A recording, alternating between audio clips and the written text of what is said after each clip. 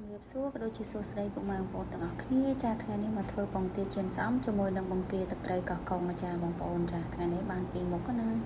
ហើយសម្រាប់បង្គាទឹកត្រីកោះកុងវិញបើបានជាមួយនឹងត្រួយកធំថែដែលនឹងត្រួយស្អំបែបនេះគឺឆ្ងាញ់ណាបងប្អូនហើយនិយាយពីថាឲ្យ10លើ10តែម្ដងណាបងប្អូនចាឥឡូវយើងមកធ្វើការបេះស្អំដើម្បីធ្វើការចៀនជាមួយនឹងបង្គារបស់យើងណាបងប្អូនហើយសម្រាប់ស្អំនេះគឺមហាសានជាចូលចិត្តឲ្យបងប្អូនបើថាឲ្យញ៉ាំរាល់ថ្ងៃក៏អត់ចេះធុញដែរបងប្អូនអើយនិយាយពីថាឲ្យតែថាមានបង្គាចិនស្អំមិនបាច់មានអ្វីផ្សេងក៏នាងខ្ញុំ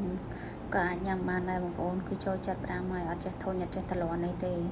ឡូវបន្ទាប់ពីយើងដាក់លីគ្រឿងក្រៅរួចហើយមកយើងមកធ្វើការចៀនសោមរបស់យើងណាបងប្អូនចាហើយសម្រាប់រសជាតិវិញគឺយកមកល្មមតែម្ដងអត់សូវជាប្រៃពេកអត់សូវជាផ្អែមពេកទេបងប្អូនហើយលើនេះដែរគឺម្ហូបរបស់យើងគឺបានរួចរាល់ហើយសម្រាប់បង្គានេះវិញគឺនឹងខ្ញុំធ្វើការធ្វើវាស្អាតហើយបងប្អូនចាំគ្រាន់តែថាអត់បានបង្ហាញឲ្យបងប្អូនបានមើលអញ្ចឹងណាដោយសារតែកុំឲ្យវីដេអូវាវែងពេកអញ្ចឹងហើយគឺនឹងខ្ញុំសម្រាយតិចខ្លីៗគឺរួចជាស្រេចបងប្អូនចាឥឡូវមកជួយឆ្ងាញ់ដល់គ្នា